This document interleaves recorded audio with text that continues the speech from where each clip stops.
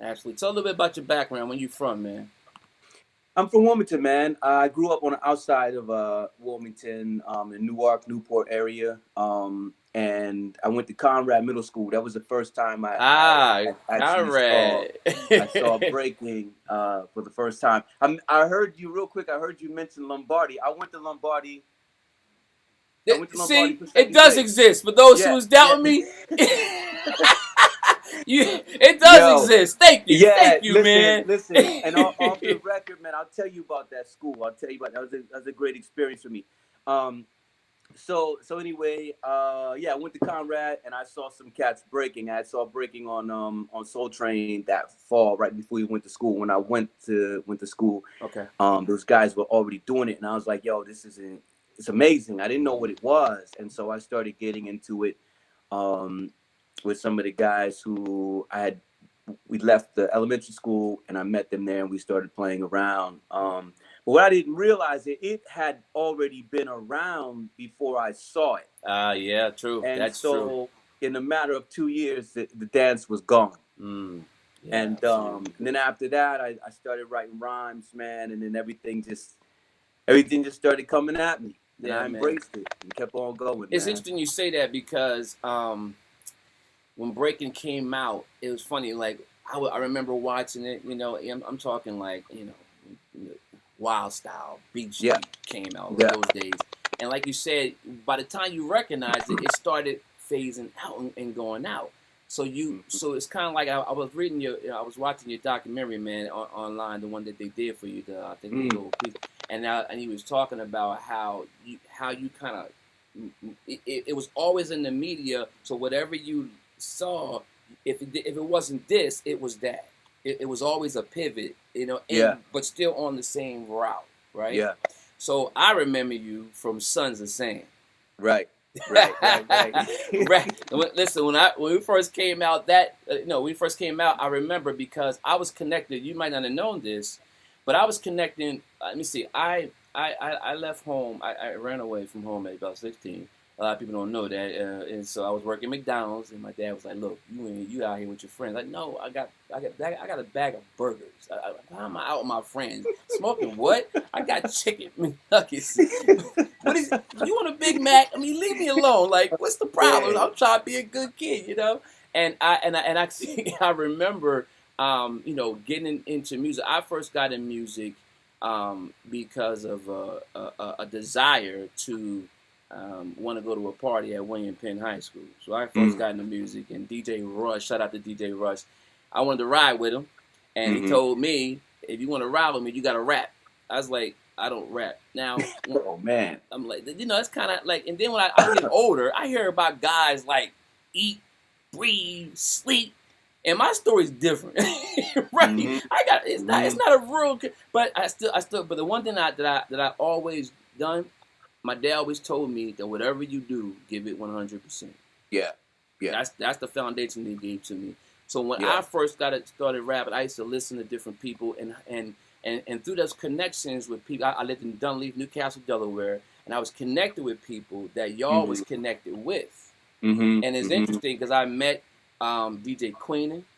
Hmm. I met some Hmm. guy. Yeah, there was a group called the Killer Boys. There was Grouchy Greg, and there was Marketech, and there was Yeah, all these like that. yeah, It was that kind of crew. IORs. There was yeah, Cage One. Like these are the people that I was listening to, just try to yeah. figure this rap thing out because I didn't wake up wanting to rap. And then Sons of Sam came up. I remember seeing the record. Man, it was a red record. Mm. I Mm. remember. Oh no, it Was it had a red? green It was a label with green label. That's right, green the label. orange The sticker, orange, the the orange orange sticker. sticker with the green label. Yeah, Okay, that's right, because the Sons of Sam was in black letters. yeah, I remember that. yeah. I remember listening to that, and that's okay. This is rap. Okay, this is what I'm supposed to. This is not just Oh rap. This is wow, hip hop. This is real. And this is when Public Enemy was wow, coming out in that time, and the production was kind of similar. Like that whole wow. with the DJ and stuff, man. I was so inspired by that. So that is what I remember, and I've always heard your name buzzing down UD. I always heard your name. Who was Sons of Wow. Sam originally? Was it just you? It was me and my brother, man. Okay, got it. Omar. we were brothers. No But doubt. Sons of Sam came out because my father's name is David Gale. Oh. David Berkowitz was the name of Son of Sam, and they called him Sam the Snake Man. Oh, so we just okay. ran with the Sons of Sam. You know Look what I mean? at that. It was no thoughts behind it. We just Wow. ran with it. You just ran with it. Yeah, man, and it went from there, man. I started rhyming, I want to say around 86. I was a DJ for my man Charles Blake here. He died 2002, I think. Okay, rest in peace. He was a rapper as well. So I was DJing for him at first, and then drugs were heavy, man. So cats started getting into drugs, and he sold all the equipment. I didn't have nothing to do, so I just started writing rhymes, and it wasn't until I heard "Check Out My Melody" that really sparked me, man. Check out my melody. Like, and just mixing, and the flow was cool, and I loved it, man. And from that point on, man, I just started writing. So my brother got into it, after me, but we were inspiring each other. He had an ear. We grew up in a family that had a band, so we were already exposed to the sounds, music, and all of that stuff from. I mean, you can have Steely Dan, the Police, Marvin Gaye, Bob Dylan. We had all the sounds of music, and so our ear and our pen was very seasoned, but we didn't realize that until we started really getting into the music, man, and it just worked to our advantage. Right. And did you have, when you started writing, did you say to yourself, like, what kind of person are you? Are you a driven type person, self-motivated, or somebody got to kind of drill you all the time? And did you have a passion for that?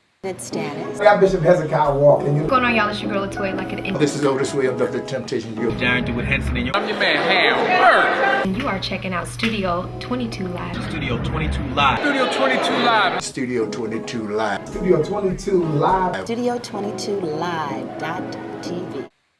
Yeah, man, I just did it. I think at that time it was very personal. Again, I have to go back to the personal thing. And then I started running into guys who were also rhyming. I would go to the mall and we go to the movies. It got the cats from Newcastle. Yeah. I didn't really know them like that, but I'd see Joe. I'd see Lamont.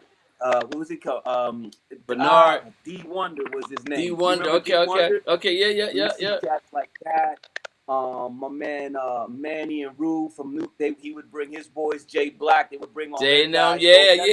We started doing the thing, right? So we would just bust out a circle, man. We just start rhyming the circle, and it just went from there, man. The experience of what someone else was doing, and it just made me want to push harder, man. Absolutely. You know what I mean? Absolutely. So what's your background as far as your career background? Oh, man, I don't even know how to answer that because I never saw it as a career. You know, it's just something that we just grew up doing, man. Right. But what's the career? What's that? So let's just call it the trajectory. All right. Okay, no doubt. So I started breaking in '83. Okay. I started rhyming in '86.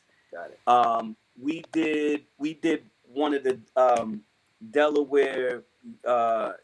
Every year they do these things. I forgot. Oh, First Night. Okay. Oh man, that took me back, dude. Everybody was there. Like everybody was there First Night. Rappers were there. Some Virginia guys came up as dancers, and we just did our thing. Yeah. And it was from that point on I started meeting a lot of people along the way who actually saw that show. Mm-hmm. And so I connected with some guys in the clubs. They connected me with Rennie. He was doing a hip hop version of Romeo and Juliet. Wow. And I went to audition for that.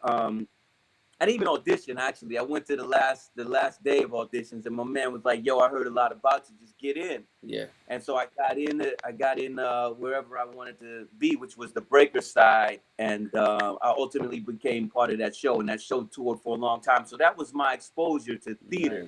Nice. Okay. I'd been exploring and experimenting a lot of things with dance and music for a while, but it wasn't until that moment in '98 when I was on stage and I was like, yo, this is what I've been thinking the whole time. Now I Wow. can see it because I didn't know it Yes. existed. Sure. I just needed Sure. that spark, man. Right. And Right. that was it. Just went from there, man. That is good, man. And I just kept going. I started a company in 2002. I toured the world for a couple of years, Okay. and then I started a company in 2002 called Isle of Dance Theater, which was just focusing on creating narratives with the breaking vocabulary, which was unheard of. No one was doing that. Nobody was doing it. Yeah. Nah. So then I kept going, and we were getting book gigs and stuff like that, man. And it just went from there, man. So what part? Where's some of the places that you toured?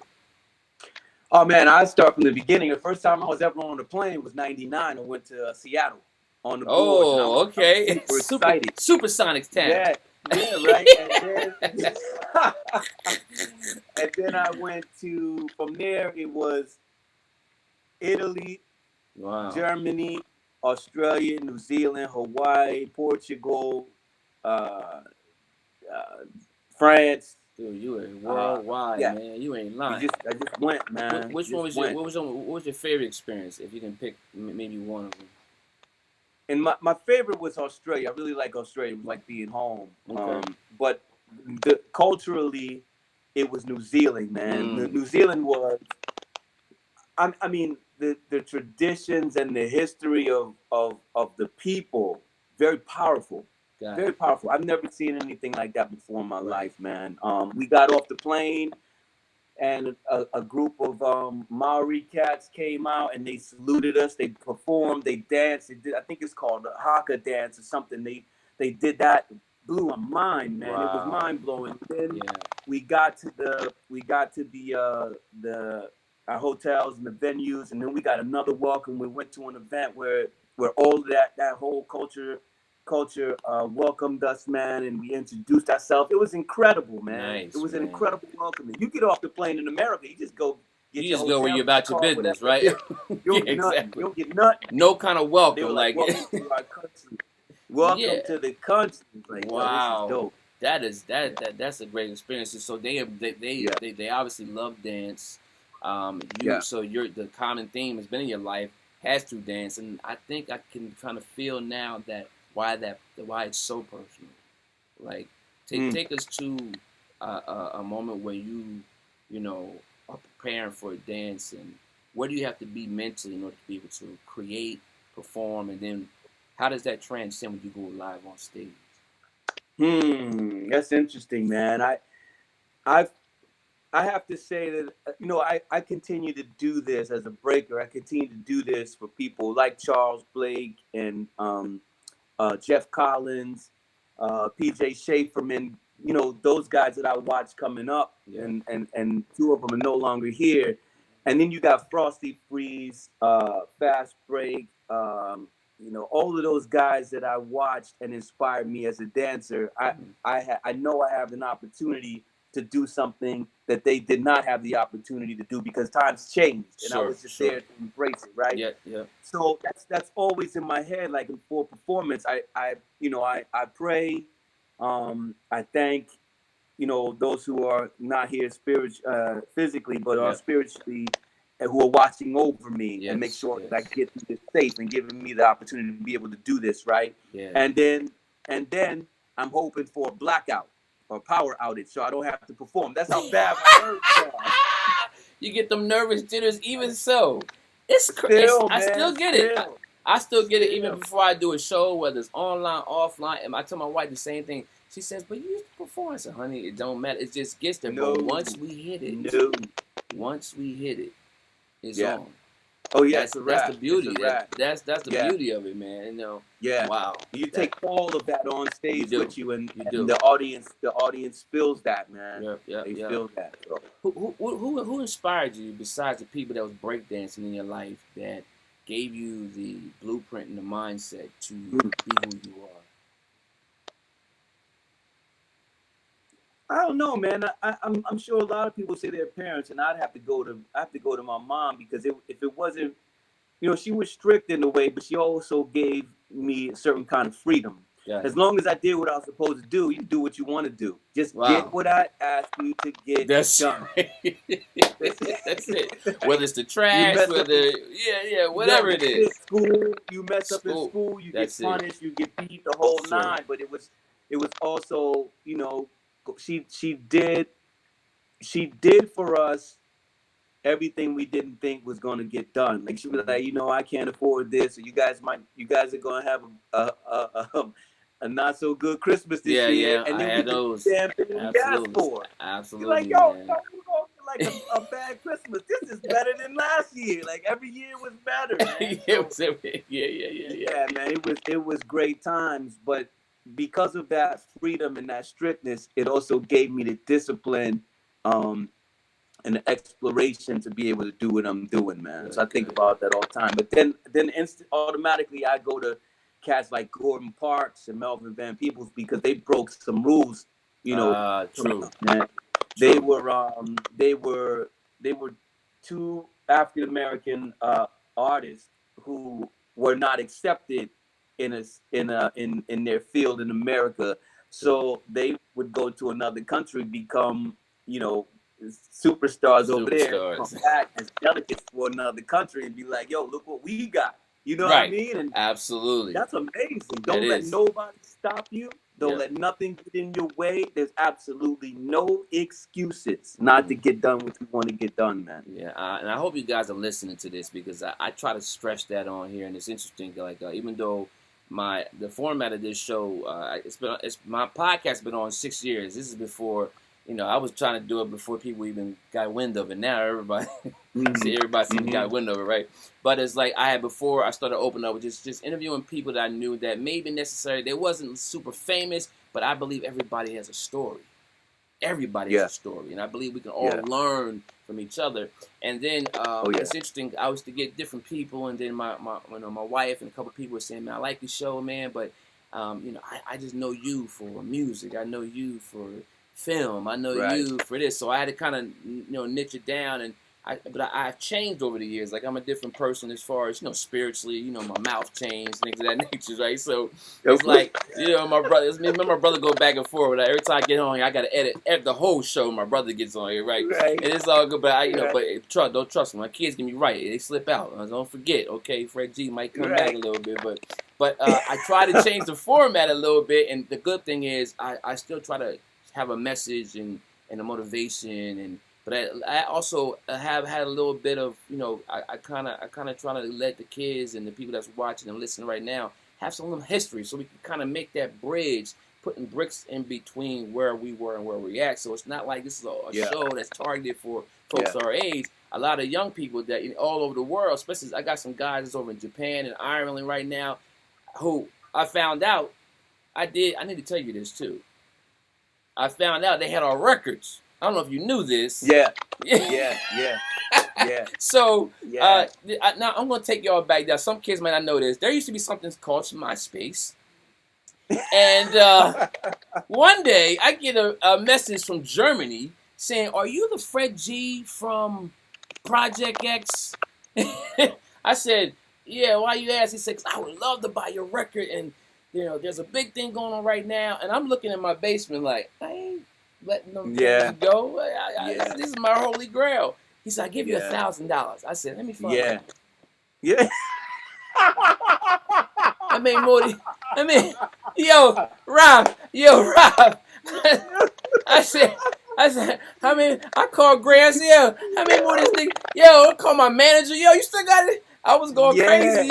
But I found out that there was this phase that was going on that people all over different countries wanted Delaware hip hop. Yeah. And I found that out. They didn't want me to go to disc makers and do it again. They wanted the original that was in the case, never opened. Oh my God. And then I go on YouTube and I see Sons of Sam. I see Disco B. I see Project X and all these guys that are basically trying to post pictures to get the word out there. If you guys have these records, I will pay you top dollar. And I said to myself, where were y'all at 20 years ago? Right.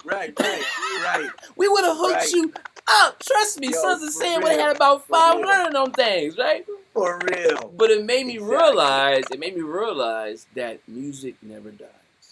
You just Mm-mm. never know. So if you got music in you, continue to do it. And it really inspired me, man, because, you know, my kids coming up and they're, you know, even though I'm not heavy into music anymore, I'm more on the production side. I actually wind up getting into, I worked at a church for about 10 years. And I came in as Right, the right. the DVD labeler. And I wind up working in there, and then they put me on sound. Then they put me on the camera. Then they put me director. Then they put me for 10 years, and then I wind up producing the TV show on Channel 28, and then I'm doing all this stuff. And then it got to the point where some guy walked up to me and said, "Hey man, I want to do a movie." I said, "Dude, I am not a movie maker. You know what you Go with doing?" the flow, bro. But what happens was I rejected for 2 years. God kept hitting me up. God told me it's you. You're the one. You know how to get it done. And I rejected. And then one day I was just like, one day I called it. I was up in the morning and I was dealing with it. And I love a challenge. And I said, well, if I can produce a CD, I can figure out how to produce a film. And I've been the cameraman in my family, you know, all these years. And I decided to hit this up. I hit him up at 4 o'clock in the morning. I said, hey, man, meet me in the studio and let's talk. And he told me his side of the story was he was chasing me for 2 years. He talked to other guys that went to film school. Everybody was blowing him off. And he wound up taking the script and he ready to rip it. He was over top of his trash can about to rip it. And he got my text. Meet me in the That's studio. amazing. And That's then, amazing, bro. And then a year and a half later, 17 cast members. We did a premiere in a movie called Found. We had about 700 people. We did 9 months of rehearsals, and it came out really good. Remember that? So it was just amazing, and that was the biggest challenge for me. But it goes to show you that when we got something in us, we're gonna figure it out. Gonna come out. It'll come out. We're gonna figure it out. And Rob, I had no intentions on doing it, but I wound up doing a documentary afterwards, and now I know that if somebody come right, I may have to pull my stuff out. Now, I put out 10,000 for that one, so I ain't doing that no more. Yo, I hear you. I hear you. But I was really, I just love the fact that I tell that story because I want to inspire people that if you got something, like you just said, it's not gonna happen overnight. Don't look at Instagram. What do you think about the difference between the level of commitment of artists today in dance and in hip hop? Is it the same? No, I don't think it is, man. Because everything is. I think the opportunities look so grand on the internet that people want to hurry up and get it now. They don't. There's no time to put in 3-4 years consciously. It's like, let's just do this now. 6 months later, hopefully we can get a gig out of it, or we get recognized, or we get a shoe deal, or we get a sponsor, we get flown out to do something. And it wasn't like that for us. I mean, before the record came out, we had already been making music for a minute, and then that thing came and went in about 3 or 4 months. It's like, yo, what do we do now? So we recorded album at D&D. We're recording at Up and Up Studios, and years go by, and you don't realize that you've been working all that time. You know what I mean? And what our only thing was, let's get this done to do the next part of it. But those parts took 6, 7, 8, 9, 10 months to really understand what it was that you were doing. and then 2 years later, you're like, I finally got something. Right. I don't know what it is, but let's just go with it. Right. So the practice and the rigor, the discipline, it manifested in ways where you ultimately become. I won't say a master, because I always think a master suggests that you stop learning, but it puts you on this track where you're always open to experience something new, and that is what makes you great at what you do. The experience is what makes you great at what you do, right? The environment that you find yourself in in a challenging way is part of the experience that makes you great at what you do. Mm-hmm. It's not only you. You know what I mean? That's all. It's all part of the discipline and the rigor, and years time. That doesn't happen in 6 months. That doesn't happen to post on Instagram with 1,000 likes. It's not the same, man. If you're an entrepreneur, small business owner, coach, author, speaker, consultant, and you want to start your own podcast to build your authority, build more know, like, and trust, connect with new clients, attract new leads, I'm excited to invite you to my free webinar, Podcasting with Power, where I'll share the exact strategy that I've perfected over the past decade to make podcasting simple and easy as 1, 2, 3. This webinar is designed to help you go from a podcast idea to help you to start your podcast without the stress of equipment and technical challenges. And you'll also learn how to share your story, engage with your audience, and attract your ideal client all through your own podcasting platform. Or go to podcastingwithpower.com and get registered, and we'll see you in our free webinar. Yeah. It's not the same. It's definitely not the same. And the thing is, it's like I always used to say, I would rather take my time to put out hotness than to rush some bad stuff, because it's like you put it out and then what? It's like, I've always used that, you know. Okay, it's done. Now what? And the one thing I didn't know, because I'm such a technician, I'm learning at 49 years old that marketing is important. A1. Because I can get it done, but it sits on my computer. Nobody knows about it. For real. And, I mean, it's done. But and then I don't talk about it because I'm working on the next thing, or the next squirrel syndrome. Okay, what's next? What's next?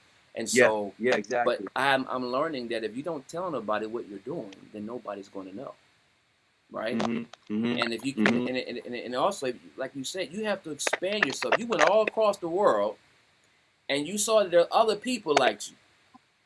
I had the Delaware mentality. I love my state. Y'all know I love y'all, but that mentality that was, I only needed my friends and family to give me accolades, and that doesn't work. That held me back for 25 years, man.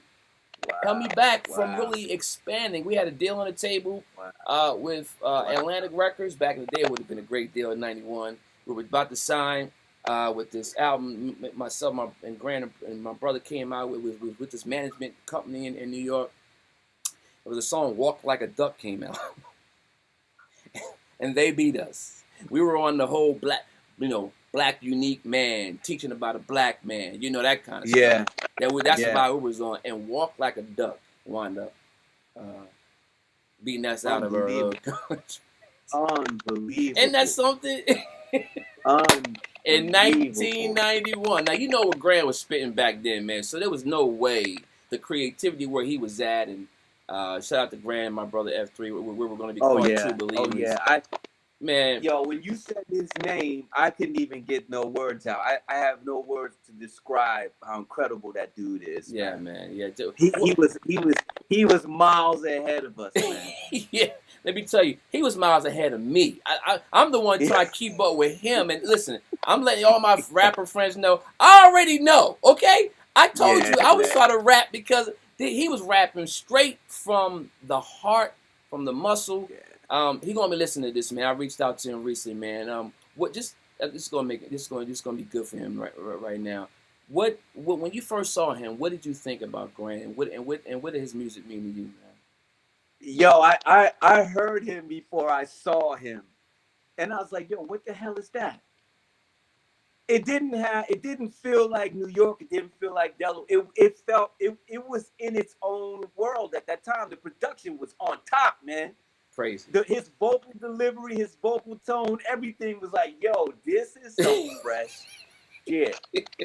And then when I saw him, I was like, what? I know. Exactly. And he knows, your Grant knows that. She's like, man, I already know. It's funny, man. It's so funny. It didn't match, man. But then incredible. At that point, I made it a point to go and see him wherever he was at. Good. I can't even remember the places, man. Longshoreman, over South Bridge, little Did y'all places. come to the the Christiana Park when we had 5,000 people over there that day? Were y'all there?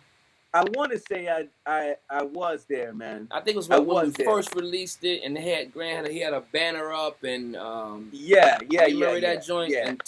Yeah. And we were opening for Tough Crew, and then when we got off, all of a Yep, sudden the yep, lights went yep. off. Let me tell you. All of a sudden the lights went off, Rob. I was like, okay, But Tough Crew. Listen though, I was a hater that day. That's okay. I was a hater. Yo, I was, man. I was like, yo, what the fuck am I doing? Yeah, I'm out of here. I'm out of here. I think I watched it. I can't remember what performance I watched, and then I bounced. Yeah, it's probably me. I started singing, Rob, and they like, oh, boo, get him off here. Let's get grand on here. I started singing rap. I started singing Luther Vandross. I was trying to do anything, man. They had me as the hammer of the crew, so I was like, I gotta do something that's hammerish, you know, playing my part, right? I was done. I was like, yo, I gotta get out of here. We practiced a whole year for that show, man. It was crazy. Like you said, that practice you talked about, man. We were practicing for a whole year for that show, man. Yeah. It was just cool. It was something, and you know, we saw the TV cameras and stuff like that. But I just think it's funny when I see the stuff on YouTube. My kids, they be clowning, they be cracking up laughing. That's on YouTube. It's on YouTube. Okay. I'm seeing the link. It's on YouTube. Okay, cool. It's like the opening, and right before Jay and them got it on, start scratching. They started tearing it up, and while Shunt was going in, man, the lights came off.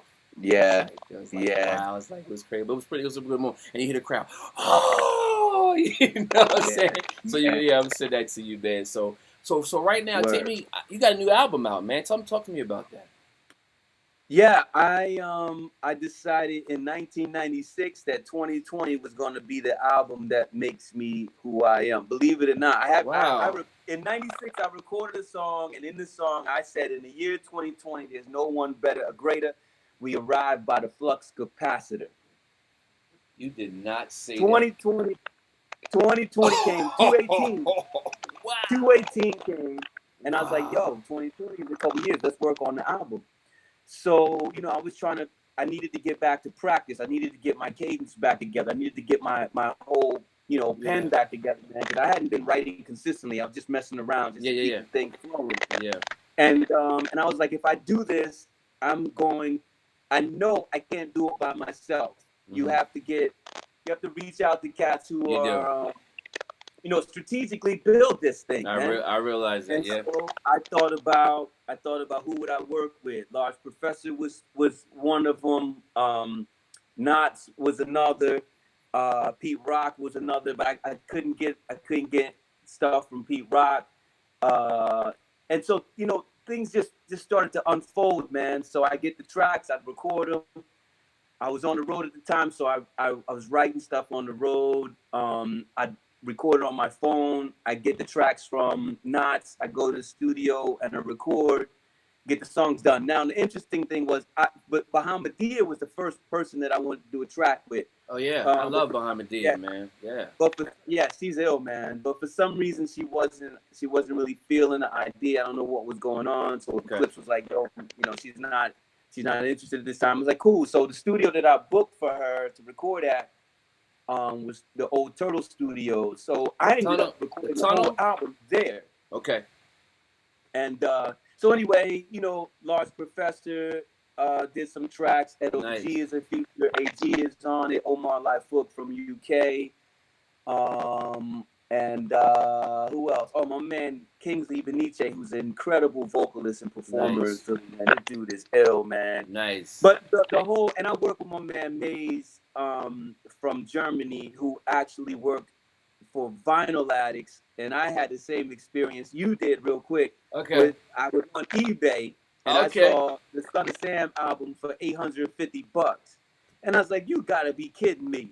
So I looked the dude up, and I was like, yo, man, this record, is this for real? And he was like, yo, man, it's an honor to meet with you. Talk to you. I was like, what? Yeah. He's like, people have been trading music equipment for this record. I was like, you gotta be kidding What? me, man. Whoa. Yeah, it was crazy. Right. Oh So my he goodness. turned me on to Maze. Maze bought the unreleased album that we recorded at Up and Up and put that out. Okay. He put out the unreleased material on Vinyl Addicts, Okay. which coincidentally is here. Yeah. There it is. I tell you I wasn't lying. That's it. Yes. Look at that. You got that joint. Wow. This is the 2008.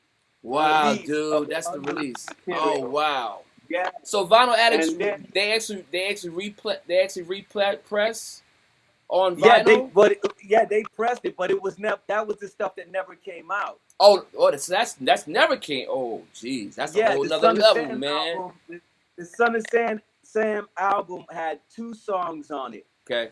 and that was a single. But when they found out that we had material that was never released, they were like, "Well, yo, we'll buy that. We'll put that out." They licensed know that that's for right. 2 years. Wow. Then somebody else printed some stuff, but then they also did a 45. Ah! 45, man. Yeah, right. It was dope. Wait till my So, brother. anyway, wait till my I ended brother sees this. He gonna be tripping. He's gonna be tripping, yo. Yo, it was dope, man. It's dope. Yeah. I ended up working with Maze from Vinyl Addicts to put this record out. Like, I hit him up one day and was like, "Yo, Maze, send me some beats. I'm about to put a record out." Nice. And he was cool. And then and he kept asking me how it was going, and I was like, "I gotta do this. He's like, "No, don't do it that way. Let's do it like this." So he actually became the producer of the whole thing, man. Like, telling me where That's to nice. go, how to do it. Like, he's been right there with me the whole time. So shout out to Maze, man. He's incredible. Shout out to producer Maze. as well. Definitely.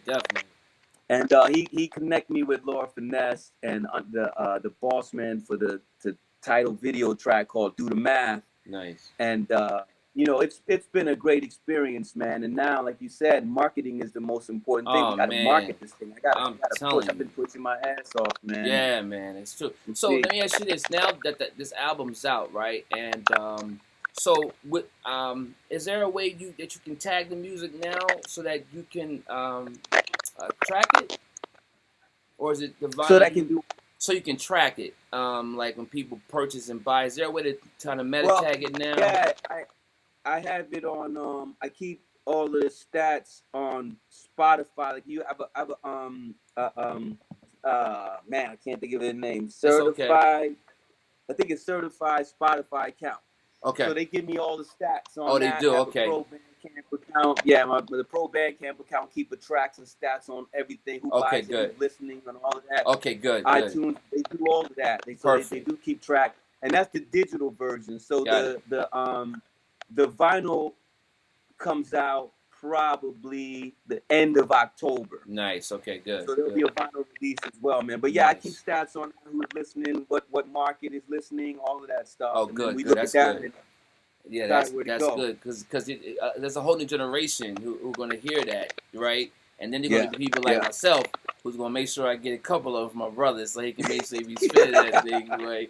I'm like, yo, I got that new Sons of Sam. He would drive to my house to go get that joint, man. Yeah, absolutely, man. So, yo, I want to wrap up, man. Listen, you and I, even though, like you said, we hadn't talked, but I knew when we were going to get on here, we were going to go because we just got so much respect for each other, man. So I just want to say that I appreciate. I'm honored to have you on the show, man. I'm looking forward to bringing you back. I'm trying to get G on the show. I'm gonna try to do is if I can get you to come back, I'm gonna try to get G on the show so I can get him on there with you. That's what's up. That'd be dope. That'd be dope. Classic so stuff, man. Classic. So also if you have somebody right now who thinks that they're too old to be able to go after their goals and their talent, what kind of advice would you give them? Man, if I say age is just a number, that's too cliche. If I say you're never too old, that's old phrasing. The only thing I could say, whatever it is that you have a passion about or desire for, go for it. We're put here to make sure that we're okay. if we are not okay, nothing else will be okay. So, what I mean when I say that is, if I'm not right, and I'm not doing what I want to do, I'm going to complain and bitch and moan that someone else is affecting me. And then that attitude goes into someone else's space. And then they don't want to be around you. And this is affected and this is affected. And so you have all this negative energy coming at you and coming out of you. That keeps you from moving forward. Right? So if you just go and do it without any expectations of trying to be somebody, it's going to happen and you're going to feel good about an accomplishment. You're going to feel good about it, man. And then that emotes good energy. People want to be around that energy. You find people of like minds and all of that stuff starts to come to you. Dude, I went and started riding BMX bikes again. I started racing. I saw that. Months ago. I did see that. I hopped back on the track. Wow, man. That's what's up, man. That's what I'm talking about. You got to do it. You got to live, you man. Gotta do it. Yeah, live. That's the truth. You have to live. Whatever that means, man, you got to go for it. You can't sit around. I wish I was, and my body's not, and I'm not, and I'm. Man, we can't do that, man. Absolutely not. We can't do that. Yo, I appreciate you, man. Raphael Xavier, my man, producer, dancer, breaker extraordinary. Come on, man. This has been an honor. It's been fun, buddy. And listen, it only took us 25 years, but that's okay. Big shout out to you, man. Thank you for coming on Studio22Live.tv, your voice of music, media, arts, and entertainment. I'm honored to have my friend, my brother on here, man. Continue doing what you're doing. Indeed. I'm gonna listen. When you called in, man, I was rocking your joint. I was like, this is crazy, man. I mean, this is gonna be on all day. I'm gonna drive my wife up though. And let me know, for those who are tuning in, I'm going to make sure that we upload this to YouTube. Also, going to be it's going to be uploaded on Spotify, and I'll give you a link in the show notes to get all the information. If someone wants to get a hold of you in regards to dance or music, or try to maybe want to get some advice from you, how can they get a hold of you, man? Yo, you can find me I have a website, RaphaelXavier.org, and it's spelled the way it is, RaphaelXavier.org. You can find everything there. My Instagram is Vizeen83, Viazeen 83, and the Zav Official is my music page. You got it. Raphael Xavier, man, I appreciate you being on the show, man, and love you, Likewise. man. And thank you so much for being on Studio22Live.tv podcast. Yo, always Fred, positive, salute, always on salute, baby. Appreciate it. I talk to you, man. If you're an entrepreneur, small business owner, coach, author, speaker, consultant, and you want to start your own podcast to build your authority, build more know, like, and trust, connect with new clients, attract new leads, I'm excited to invite you to my free webinar, Podcasting with Power, where I'll share the exact strategy that I've perfected over the past decade to make podcasting simple and easy as 1, 2, 3. This webinar is designed to help you go from a podcast idea to help you to start your podcast without the stress of equipment and technical challenges. And you'll also learn how to share your story, engage with your audience, and attract your ideal client all through your own podcasting platform. Or go to podcastingwithpower.com and get registered, and we'll see you in our free webinar. Hi, I'm Bernadette Stannis. I'm Bishop Hezekiah Walker. What's going on, y'all? It's your girl, Latoya, like an This is Artistry of the Temptation. Darren with Henson and I'm your man, Ham. and you are checking out Studio 22 Live TV. Studio22Live.tv. Studio 22 Live. Studio 22 Live. Studio22Live.tv. Studio22Live.tv. I don't watch that shit. Studio 22 Live.